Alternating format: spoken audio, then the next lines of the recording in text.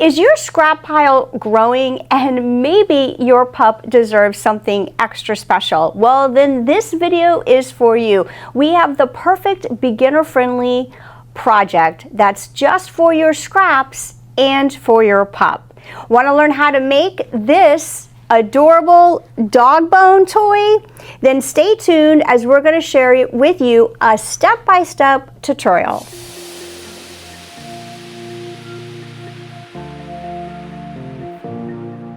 Welcome back in. It's Shannon from Gigi's Fabric Shop, home of Juki Junkies and Janome Junkies. And today I'm super excited for this project that we're going to be sewing together. Now, a few months ago, I offered a free pattern and a step-by-step video that you guys fell in love with. And this was the over-the-collar dog bandana. I thought, well, since you guys love this so much, let's make a matching dog bone toy. Now, if you haven't seen this video and you want to learn how to make a bandana, it's super easy and also great for scraps. We'll be sure to link that video in the description below. Now, we'll break this video down in a few sections. First, we're going to talk about the supplies needed for this project. We're going to prep our project and then we're going to sew it together. And before you know it, you'll turn your scraps into a dog bone toy. All right, so the first thing that you need is to head on over to our website and download this very free pattern for your Scrap Buster dog bone toy. We'll be sure to link this in the description below. And in the pattern, we'll give you step-by-step instructions as well as the pattern for 2 dog bones, a small and a large. Next up is your fabric or your scrap fabric. You can choose 2 coordinating colors for your top and then another one for your bottom. Or I have a quilted design here that's going to be used for my top and the bottom. So whether you use 2 pieces of the same fabric or 2 coordinating, let's grab your fabric. Next up, to make our toy a little bit more durable, I like to use SF101. So grab a scrap of your SF101. Next up, we want some marking tools. I have 2 options here. I have my friction pen or I have a lead chalk. We'll be sure to link both of these in the description below. This will be used to trace out our pattern.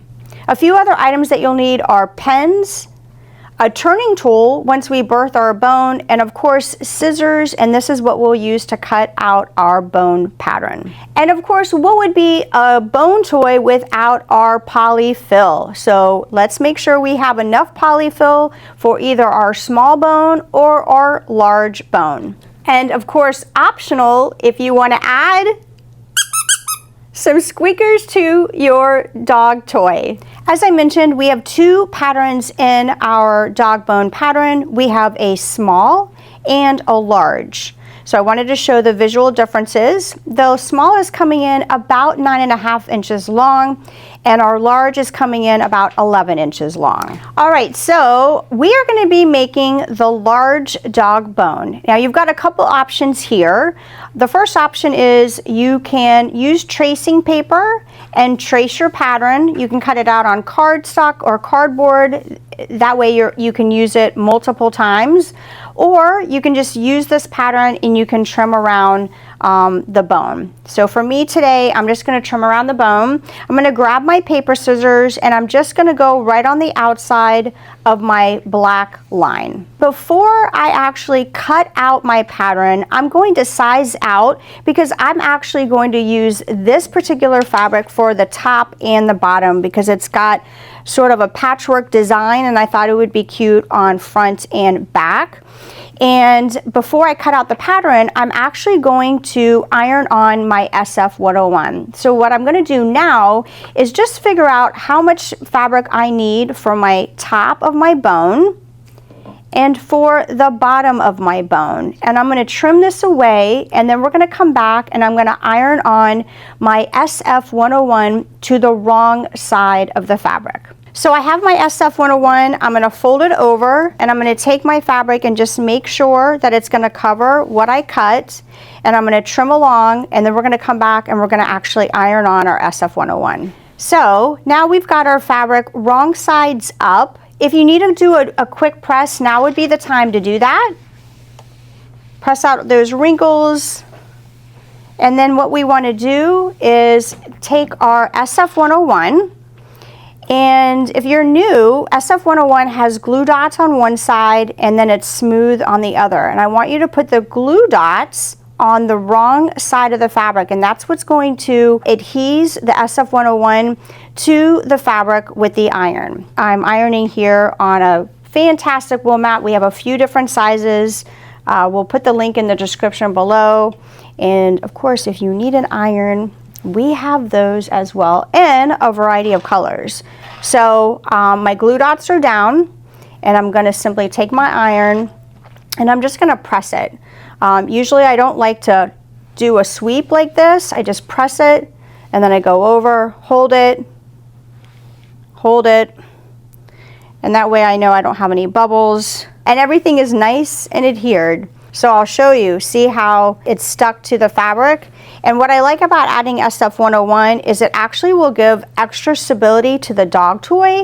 If you want to do a second layer, you can, but I like using at least one layer to give a little bit extra durability to your dog bone. So now that we've got everything prepped for the fabric, the next part is we're going to cut out our pattern. All right, so how I like to trace, you have a couple options. I actually like to trace on the back side because it's easier for me to see my marking. If I were to do it on the front side, it might be a little harder to see. So again, totally optional and by preference. So what I'm going to do is I'm going to actually turn my fabric around, and since this design, my bone pattern, we are going to be cutting on the fold. And I think what I'm going to do to save me a little bit of time is I'm actually going to fold it again. And what this will do is when I trace out my bone and I cut it, I'm going to be able to cut the front side and the back side in one step. If you prefer to trace out your front and your back separately, you can do that, but I'm all about saving a little bit of time. So whether you're using chalk or a friction pen, again, if you're doing it on the reverse side or even on the main print side, the ink will disappear with heat with your iron. And see how easy it is to see on the SF101. I'm going to come back on the other side, and now we're ready to cut. So next up, I'm going to take my Buckley scissors, which by the way are my favorite scissors, and I'm simply going to trim around my mark here, my pattern, all the way around. Again, make sure you are cutting on the fold. When we open this up, you'll see the entire bone. All right, so we've just cut out our pattern, and when you open it up, you'll have your full front and your full back. So the next thing is we're going to want to place these right sides together, and then we're going to want to pin all the way around, making sure that you leave a 2-inch opening. This is where we birth the dog bone. This is actually where we're going to put our polyfill inside and stuff our bone. Today we're going to be sewing on the Juki TL 2010. A couple things that you'll want to make sure that you read in the instructions. I'm going to be sewing with a 1/4 inch seam allowance. So I'm going to just follow the guide of my foot. I'm actually going to reduce my stitch length down to about a 2. I want to make sure that I have a tight stitch here because we're piecing these two guys together and I don't want them to fall apart. So make sure you adjust your stitch length. Again, using a 1/4 inch seam allowance, choose whatever color thread that you would like. Today we are going to be sewing with Glide 40 weight polyester thread. I do like this thread because she is strong thread. Of course, the color won't matter because we're going to be flipping this inside out. Now we're going to be sewing around curved edges, so whether you're sewing on a mechanical machine or a computerized machine, my advice is probably to stitch at a lower speed and make sure that you're pivoting and you're really making these corners nice and curved. So I'm going to lower down my needle. And whenever we start stitching, we want to make sure that we go forward a few and then we back tack. I like to make sure that both ends are secure with back tacking, again, because we are flipping this and we don't want this to come undone. So I've got everything set up. I've lowered my speed and I'm going to go forward and I'm going to go backwards. All right, so make sure you go back tack or back stitch. I'm going to go forward. And this is going to be my first turn. I want to make sure that my foot is right on the edge of my fabric that's giving me that quarter seam allowance. And you want to make sure you're pivoting to make sure that you're making that a nice point.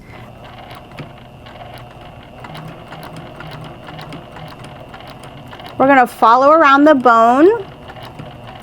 Again, I feel like something like this, the slower the better. And I'm going to just pick up and pivot a little bit. Make sure you remove your pins. We don't want to go over our pins. I don't think our machine would be very happy if we did that. And just pivot as you're going around our first curve.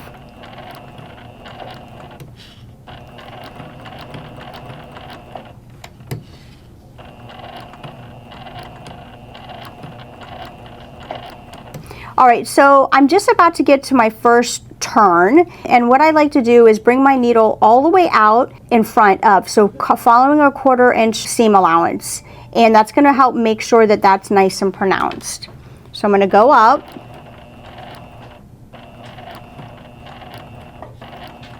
and if you see here, I'm just right a 1/4 inch from my point. I'm going to lower my presser foot and go back around the other side of the bone.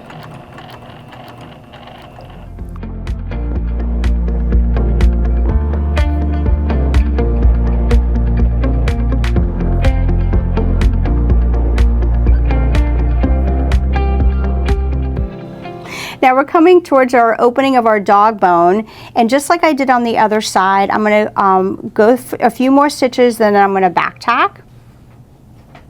So I'm going to go forward a few, and then I'm going to go back.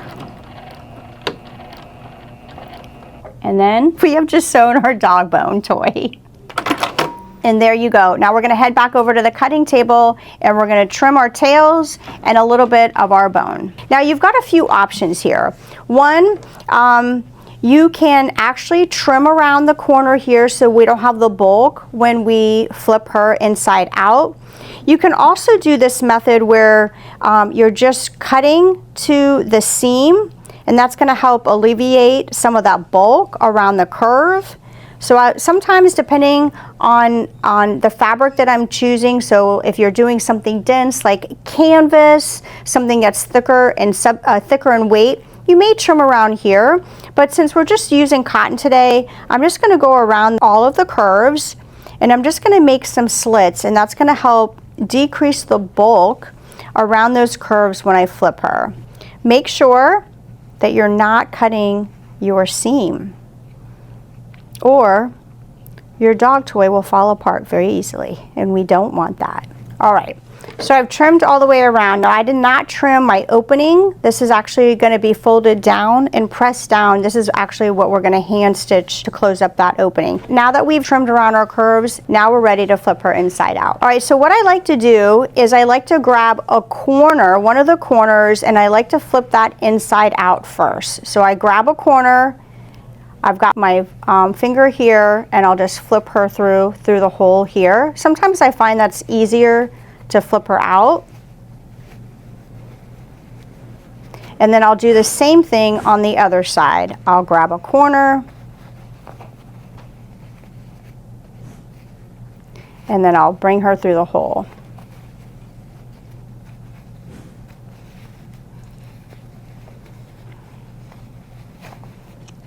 And then we're going to take our turning tool, and we're going to put her all the way around inside to really make those curves nice and pronounced all the way around. All right, and there we are with our dog bone. And what I usually like to do now is I usually like to take this over to my wool mat. I like to press her down, but it also will help close down these seams as well. Just take my iron here and just press down on one of my seams to set that, and I'm going to just take my iron and press her down all the way. We make sure we get in the middle because we want to press those seams down. That's what's going to be hand stitched to close this project. So the fun part is to add all of our fill to our dog bone. This little slit here is where we're gonna put the polyfill. And usually what I'd like to do is just grab a little bit, and I will start with the corners first and fill out the corners, and then I'll fill out the middle. So depending on the size that you do, this could take a little bit of time because our opening is not very large. So I'm just gonna grab a little bit, and like I said, usually I like to bring it all the way over to the corner and make sure those corners get nice and full before I fill out the rest of the bone. Now, you can fill this as much or as little as you want, completely up to you. Now, you have another option that you can do. I have some fun little squeakers that my dogs go bananas over for any squeaker toys, and you can fill these in the corners if you want, in the middle. Usually when I do these bones, I put probably 3 squeakers in. So I'm gonna actually go ahead and put 1 squeaker in, and I'm gonna put it over here on this side of the bone, and she just folds right into the polyfill. If you wanted to add a little bit of crinkle paper to it, you can do that too. Of course, if you don't like squeakers, you don't have to add any squeakers either. So now I'm going to move over to the other side, and I'm going to start filling that end of the bone. Since I put 1 squeaker on one side, I'm going to add another one to the other side. You can never have too many squeakers.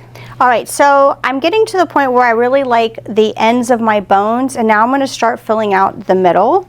My recommendation is you may not want to make it too full in the middle, because don't forget, you will need to hand sew this or machine close this opening. Now we have one more step to complete this project, and we've got to close this opening here. Now you've got a few options. You can machine close this if you want. My recommendation would be to hand sew this using a blind stitch, and you just want to close that up nice and tight. I did use these needles. We'll make sure that we put the description below.